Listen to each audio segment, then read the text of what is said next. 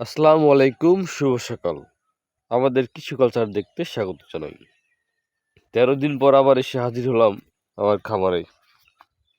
ভালোই একটা বিরতি নিয়েছিলাম খামার আসার জন্য।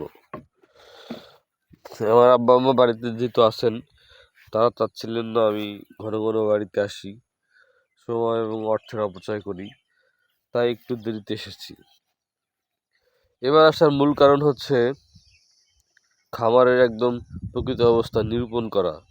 কারণ এত পরিমাণে খরা বয়ে যাচ্ছে যে খরায় বিভিন্ন ধরনের গাছের ক্ষতি হচ্ছে। বিশেষ করে গাছগুলো শুকিয়ে যাচ্ছে পানির অভাবে। পুকুরের পানিও একদম তলানিতে নেমে গেছে। এই সব কিছু আমাকে এখন পরখ করতে হবে। তার যে বড় কথা হচ্ছে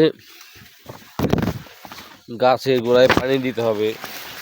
এই যে ডিসি সোলার সাবমার্সিবল পাম্পের সেট আপ নিয়ে আসছি। এই সেট আপে এই সকালবেলা বসাবো, দিয়ে পানি দিব। এই যে দেখুন, পানির অভাবে চুইঝাল গাছগুলো শুকিয়ে যাচ্ছে। এগুলো একটা গতি করতে হবে। বিভিন্ন ধরনের গাছেরই ক্ষয়ক্ষতি হয়েছে পানির অভাবে। শুধু ভুট্টা গাছগুলো ভালো আছে, কারণ এখানে প্রচুর পানি দেওয়া হয়েছিল। এছাড়া যেদিকে তাকাবেন সেদিকেই পানির জন্য হাহাকার দেখবেন। কারণ গত প্রায় 1 মাসেও কোনো বৃষ্টি হয়নি। আমি যতবার আসছি পানি সেচ দিছি, এইটুকুই তার আপডেট। পানি সেচটা এখন এখানে জরুরি হয়ে গেছে, সেজন্যই আমি আসছি পানি সেচ দিতে আর বিভিন্ন গাছের খোঁজ খবর রাখতে। এটাই আজকের দিনের মূল কাজ। হয়তো এখানে বেশিক্ষণ থাকা যাবে না রোদের তেজের কারণে, তাই যতক্ষণ রোদের তেজ না ওঠে ততক্ষণ এখানে শুধু পানি দিয়েই যাব। এটাই আমার এখন মূল টার্গেট। ঘড়ির কাঁটায় সকাল এখন 7টা। আশা করি 9টা পর্যন্ত এই 2 ঘন্টা এখানে কাজ করতে পারবো, পানি দিয়ে সব ভেজাতে পারবো। আর বিভিন্ন গাছের পরিচয়, গাছের কি আপডেট, অনেক কিছুই দেখাবো। যেমন কফি গাছটায় যে ফুল আসছিল সেখান থেকে কিছু ফল টিকে যাচ্ছে, সেগুলো দেখাবো। আর একটা জিনিস দেখেন, মাত্র 15 দিনেই পালুনের গাছটা এত বড় লম্বা হয়েছে। কেউ এটা হয়তো বিশ্বাসই করবে না, না দেখলে। আমারই সমান লম্বা হয়ে গেছে। এই যে পাশে আরেকটা, সেটাও একই অবস্থা। তো এরকম অনেক গাছেরই আপডেট আছে, সেগুলো দেখাবো। সুখবর হচ্ছে কলা গাছের থোর আসতেছে। থোর মানে ফুল আর কি। যখন কলা হয় তখন এই থোরেই বের হয়। আর জিন্নান কলা গাছের গোড়া থেকে এরকম বড় বড় শাখার বেরোচ্ছে। এগুলো আবার এখান থেকে তুলে অন্য কোথাও লাগানোর সময় হয়েছে। এরকম নানান কিছুই আপডেট আছে, আস্তে ধীরে দেখাবো। তার আগে মোটরের মাধ্যমে গাছগুলোকে ভিজাবো। কৃষিকালচার খামারের গাছগুলোর গোড়া ভেজানোর জন্য সাবমার্সিবল ডিসি বিলস পাম্প চালু করে দিলাম। এটা একটা 50 ওয়াটের সোলার পাম্প বা ডিসি পাম্প। এখান থেকে আমি হাফ হর্স পাওয়ার মোটরের পানির স্পিড যেমন হয় তেমন পানি পাচ্ছি। 40 ফিট পাইপের মাধ্যমে আমার ছোট্ট পুকুর থেকে 12 ভোল্ট 8 অ্যাম্পিয়ারের ব্যাটারি দিয়ে পানি এনেছি। এখন এই যে পানি গড়িয়ে পড়ছে খামারে। এই পানি দিয়ে আস্তে আস্তে করে আমার সব গাছগুলোকে ভেজাবো, এটাই আমার এখন টার্গেট। এর আগেও আমার সোলার বিলস পাম্পের ভিডিও দেখেছেন, আজকেও দেখুন। যাদের ছোট্ট পরিসরে জমি আছে, যাদের ব্যাটারির ক্যাপাসিটি কম, যারা অল্প খরচ করতে চান, তাদের জন্য আদর্শ পাম্প হচ্ছে এই বিলস পাম্প। এই বিলস পাম্প দিয়ে আপনি হয়তো পেশাদারি কাজ করতে পারবেন না, কিন্তু আপনি যদি শৌখিন বা অ্যামেচার হন তাহলে এটা আপনার জন্য পারফেক্ট। এই পানি দিয়ে আপনি আর প্রাত্যহিক ছোট ছাদ বাগান, ছোটোখাটো কোনো নার্সারি, ছোটোখাটো কোনো প্রজেক্ট আপনি বাস্তবায়ন করতে পারবেন। এই দেখুন তার প্রমাণ। বিলস পাম্প দিয়ে পানি তুলে আমার ভুট্টা গাছ থেকে গোড়া ভেজাচ্ছি। এই কাজটি অনবরত করতে থাকবো যতক্ষণ না রোদের তেজ বাড়ে, ততক্ষণ গাছের গোড়ায় পানি দিয়ে যাব।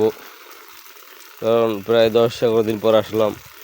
এই 10-11 দিন গাছের গোড়া একদম শুকনো হয়ে গেছিল, তাই শুকনো গাছের গোড়া ভেজানোর জন্যই বিলস পাম্প চালু করেছি। মজার ব্যাপার হচ্ছে এই 12 ভোল্টের পাম্পটার সহজে বন্ধ হয় না। যদি ভোল্ট 10-এও চলে যায় ব্যাটারির, তাও সে চলে, কিন্তু পানির স্পিড তার তখন কমে যায়। এটা একটা মজার দিক। চাইলে ডিরেক্ট সোলার প্যানেল থেকে চালানো যায়। সেক্ষেত্রে আমি চেষ্টা করে দেখেছিলাম 40 ওয়াটে চলে কি না। 40 ওয়াটের ডিরেক্ট চলে, কিন্তু পানির স্পিড খুবই কম থাকে। ভালো হয় 100 ওয়াটের সোলার প্যানেল থেকে সরাসরি চালানো যাবে।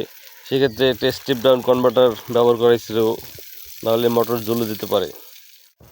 আগে একটি ভিডিওতে দেখেছিলেন যে আমি একটা 40 ওয়াটের প্যানেল থেকে সোলার বিলস পাম্প চালানোর চেষ্টা করেছিলাম। আমি চালাতে পেরেছিলাম, সফলও হয়েছিলাম, কিন্তু পানির স্পিড ছিল খুবই জঘন্য, যা খুবই আশানুরূপ না।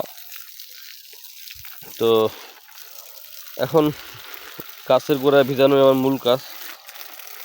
গাছের গোড়ায় আমাকে ভিজাইতে হবে। এখানে 2টা স্ট্রবেরি গাছ ছিল। এত খরা বা এত রোদে স্ট্রবেরি গাছগুলো যে মরে শুকিয়ে যাচ্ছে। এখন যেগুলো এখানে আছে এগুলোকে আজকের মধ্যেই তুলে নিয়ে যাব। তুলে নিয়ে ঢাকায় টবে সংরক্ষণ করার চেষ্টা করবো আগামী 1 বছরের জন্য। এছাড়া কোনো গতি নাই, এখানে রাখলে এটাও মরে যাবে। ভুট্টা ক্ষেত ছাড়াও আম গাছ, লেবু গাছ এবং অন্য অন্য গাছের গোড়ায় পানি দিয়ে দিচ্ছি, কারণ সব গাছেরই খাবার দরকার, এখন পানি দরকার। কিছুদিন আগে এসে এই ভুট্টা গাছের গোড়ায় সার এবং পানি দিয়েছিলাম। মাশাআল্লাহ, আলহামদুলিল্লাহ, যে ভুট্টা গাছে ফুল আসতে শুরু করছে। এই যে যেটা ফুল আসছে, তার মানে অচিরে এখান থেকে ভুট্টার থোর বের হবে। তাই এখন এগুলোকে ভালো যত্ন করতে হবে যাতে শিগগিরই এগুলো ফল দেয়। ভুট্টার এখন একদম ভরা সিজন। আমি একটু দেরিতে এই ভুট্টাগুলো লাগিয়েছিলাম। নাহলে এরকম ফুল প্রত্যেকটা গাছই আসতো। যাই হোক, আমি পরীক্ষামূলক লাগিয়েছি, সফল হলে আগামী বছর আরও ভুট্টা লাগাবো। তো যেহেতু পানি দিচ্ছি, এখানে আমার সময় হচ্ছে, এখন ভিডিও করার সময় না। আবার পানি দেওয়া শেষে আপনাকে দেখাবো যে কোথায় কোথায় পানি দিলাম, কীভাবে পানি দিলাম। পানি যে কীভাবে দিলাম সেটা তো দেখতেই পারলেন। সোলার বিলস পাম্পের পানির স্পিডও দেখতে পারলেন। খাড়া করে দেখাই, 20-30 ফিটের উপর উঠানো সম্ভব। 3 তলা পর্যন্ত এই পানি উঠানো সম্ভব। এই পানির যে সোর্স, এই পানির যে ফোর্স, তাতে 3 তলা পর্যন্ত এটা উঠানো সম্ভব। ভালো একটা পাম্প দেখে শুনে কিনতে পারলে, ব্যাটারি দিয়ে চালালে বা সোলার প্যানেল দিয়ে চালালে আপনারা অনেক লাভবান হবেন। ধন্যবাদ।